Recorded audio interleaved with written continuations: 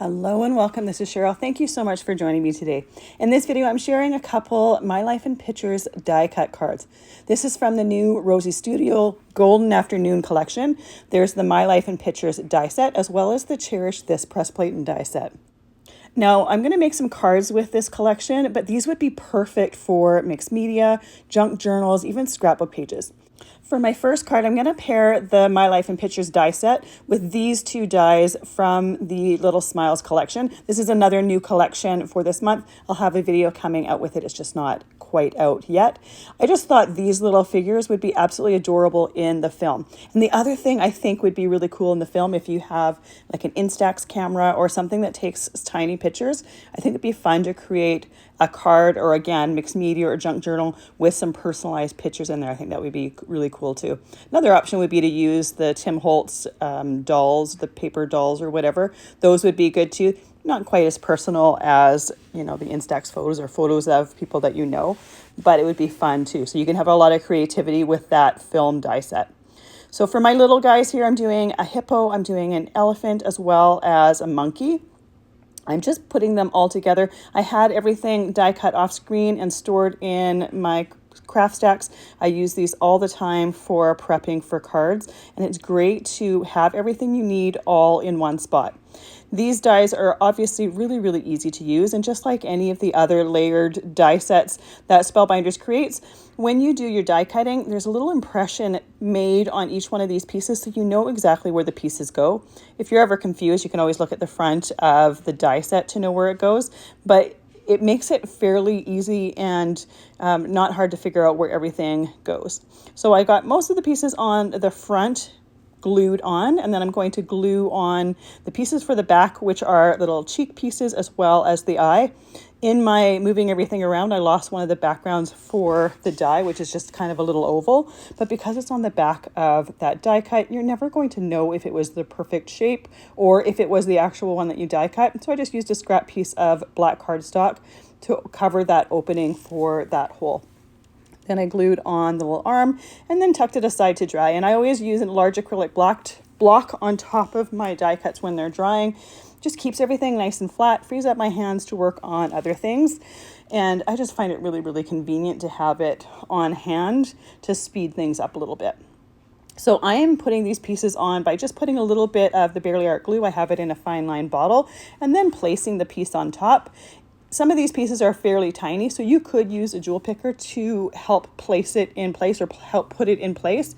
For these, I didn't really find it was totally necessary, but if you're worried about your fingers being in the way or want to see a little bit better, that would be a good option.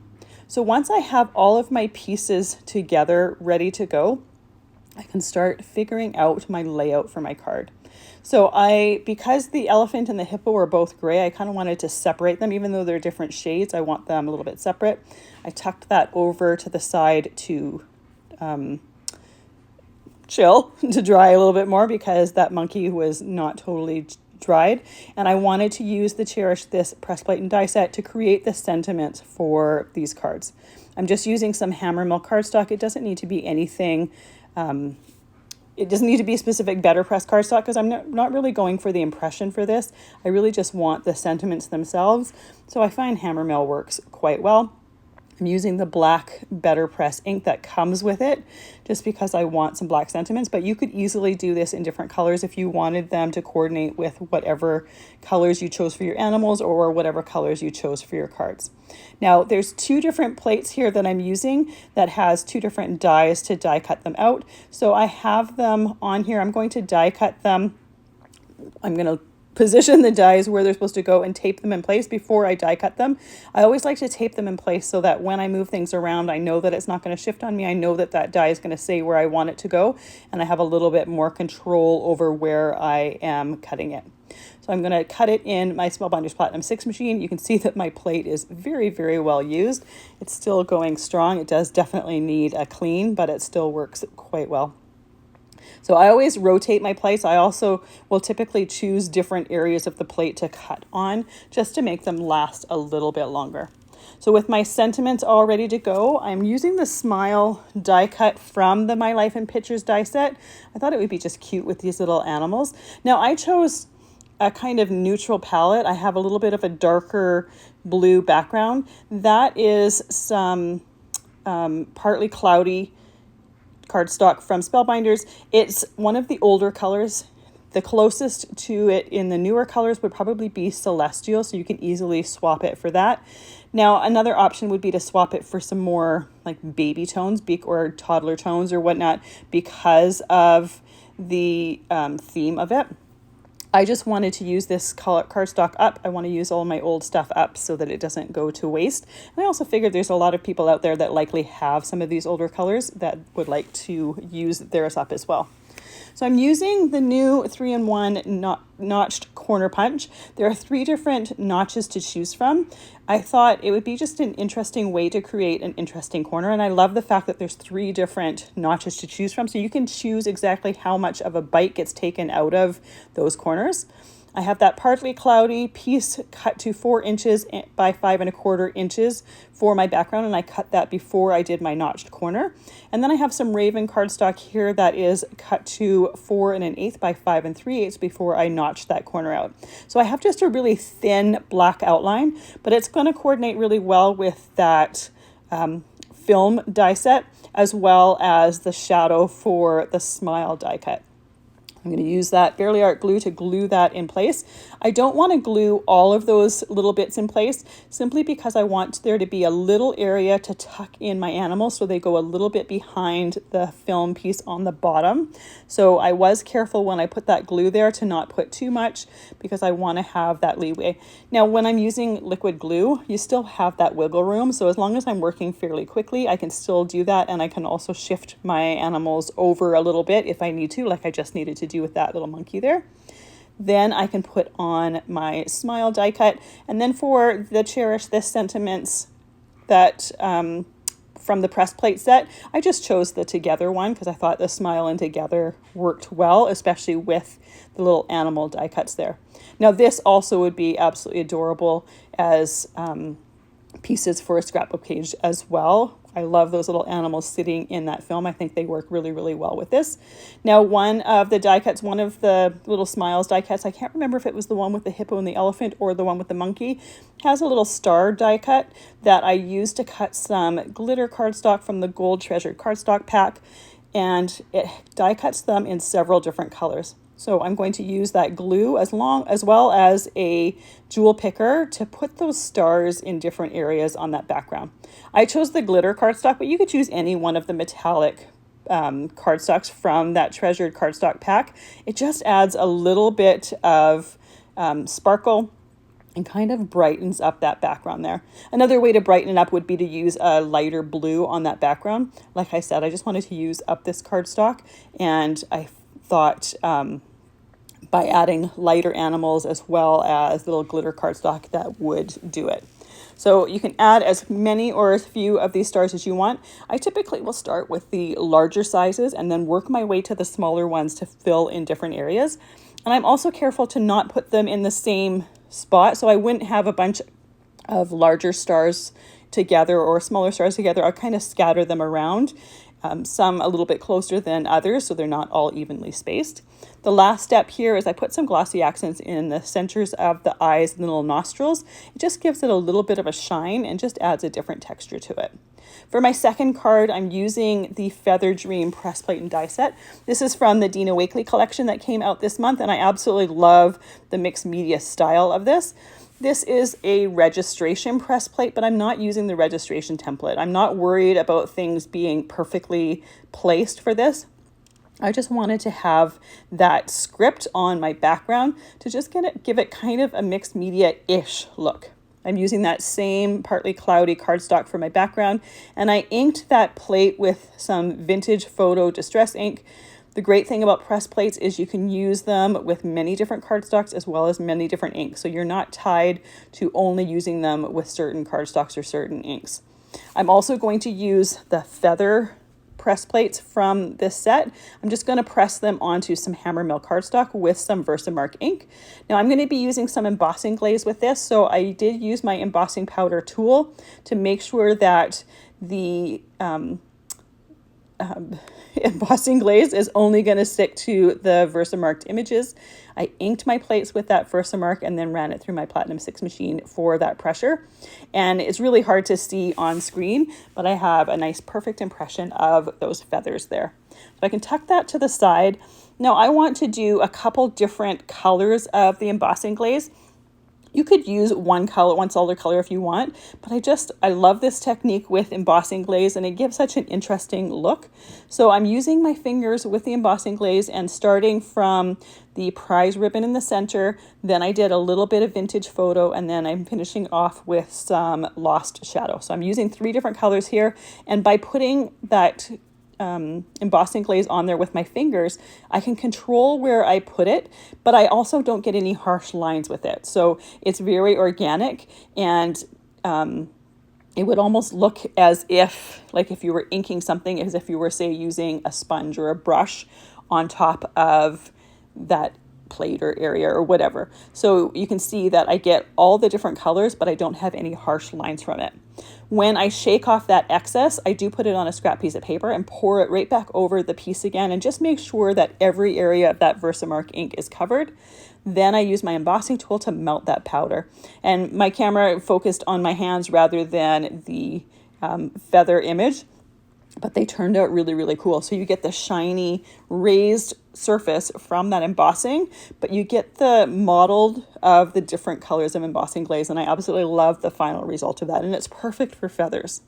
This comes with die cuts that cut out those feathers, so I'm going to match them over top of each one of the feathers, once again putting that Best Ever craft tape on top of it to make sure that those dies don't move when I die cut them. Now, you could do the same technique to do these feathers on the background if you wanted to have that background with the registration press plate or registration template and create that look or that design with it. The one thing that I would be careful of doing, though, is after you did the script background, make sure to use some embossing powder tool on that before doing your feathers, because depending on the ink that you choose, you might get some of that embossing sticking to the ink that you use for that little script. So I wanted my pieces to be separate anyways, because I wanted them to have that white outline. It's going to coordinate well with the white card base that I have each one of these pieces on. So I wanted to make sure that I did my pieces on white, as well as the fact that because embossing glaze is transparent, you're going to see whatever is underneath it. So if I did this on a color, that would affect the colors of the embossing glaze. Another cool option would be to use the script part of this press plate set on a background and then do the feathers over top of that before die cutting them. You would see that script through that embossing glaze because it is transparent. So it would create an interesting look as well. Now you wouldn't be able to read the script. Even this script with the full script on the background is not really very legible. So you would just get the design of the script.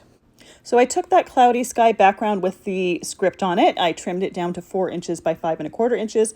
I used my sticky mat and the Distress or the Vintage Photo Distress ink to do some light ink blending around the edges to frame it. Then I glued down my film strip, and then I'm tucking the feathers into that film strip. So I'm going with the largest one on the bottom towards the smallest one on the top. You can put them however you want them. I am choosing to do a vertical card for this, but you could also do it as a horizontal card. Then I chose one of the sentiments from that Cherish This press plate and die set that I had created, and it's perfect sentiment for the top here. And this design, again, is really could be for a junk journal or mixed media. And I just love the film background. It just is a different background to it. Now I wanted to incorporate the same or some gold accents, just like I had gold accents with the glitter stars with the last card. So I just used a gold gel pen on the center spine of the feathers. For my last card, I'm using the inside parts from that film strip die that were created when I die cut those 2 film strip pieces. There's no point in them going to waste, so I thought it would be an interesting way to create a background. I'm once again using that partly cloudy cardstock, and for this one I'm using the Collaged Birds press plate and die set. This is another one from that Dina Wakley collection.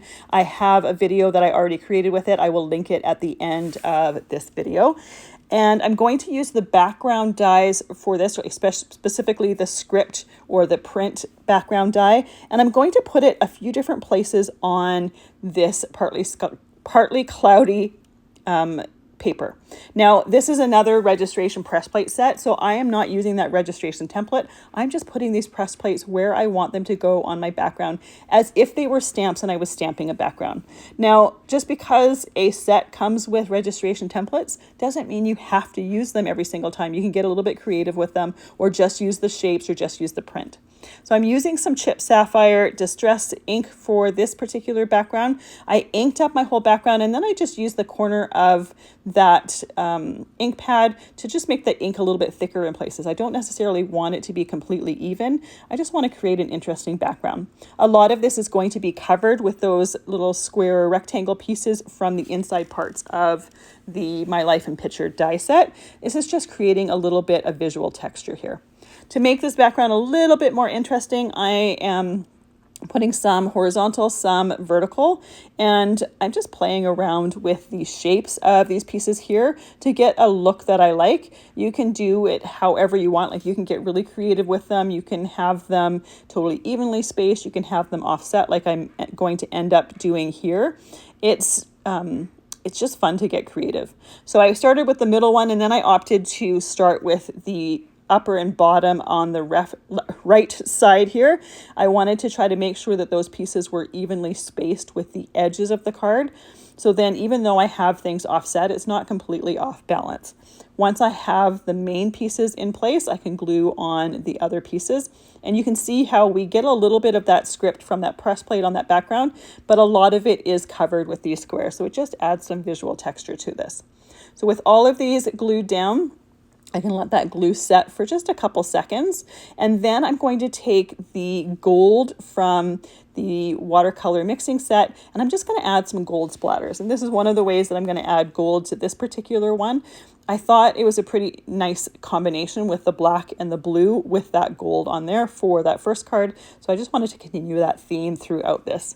So I'm just using a little bit of water from my Mighty Mister, spraying that watercolor little tray, and then using my Yasutomo brush to mix that water in and splatter it on my background. I set that aside to dry while I was working on my little bird embellishments here. So once again, I'm using a piece of white Hammermill cardstock, taping it to the clear plate in my BetterPress, and then putting the birds on the base of the BetterPress. I'm going to ink this with that same Chip Sapphire Distress ink that I used on my background, and I'm going to put that clear plate on my base and put it through my Platinum 6 machine.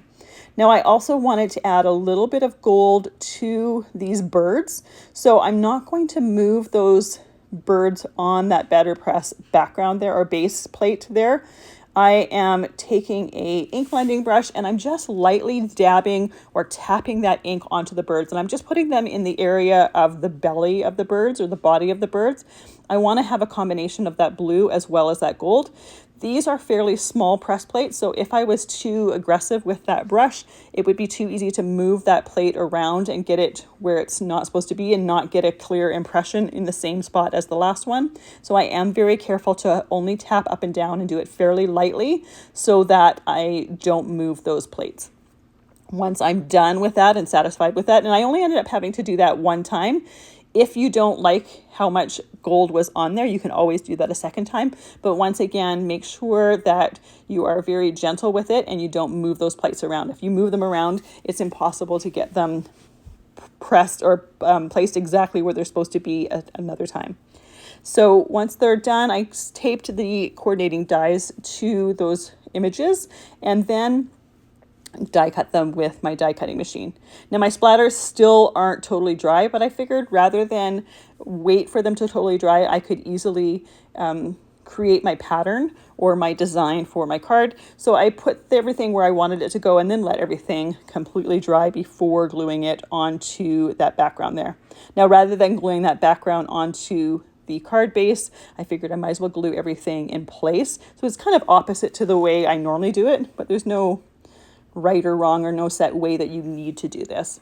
So once I have everything glued in place, I'll let that glue dry for just a couple seconds, and then I will glue that to my card base. And this blue piece here is trimmed down to 4 inches by 5¼ inches. So we'll see that white around the outside of that cloudy blue piece, as well as on the sentiment, as well as on the bird. So we have a good combination of the cloud or the white as well as the blue from the birds coordinating with the blue print on the background as well as the blue cardstock. And then we have that really pretty gold splatter on the background as well as the gold on the birds that you don't necessarily see at first, but when you tilt it in the light, you see it. Then we have our second card here with those beautiful feathers. I absolutely love those feathers and was really happy with how that background turned out with the distress clays and how the colors popped up. Then we have our very first card with that smile together using the Little Smiles die set, and works perfectly with those films strips there. Thank you so much for joining me. I really appreciate all the time that you spend with me, and I hope you have a fantastic day.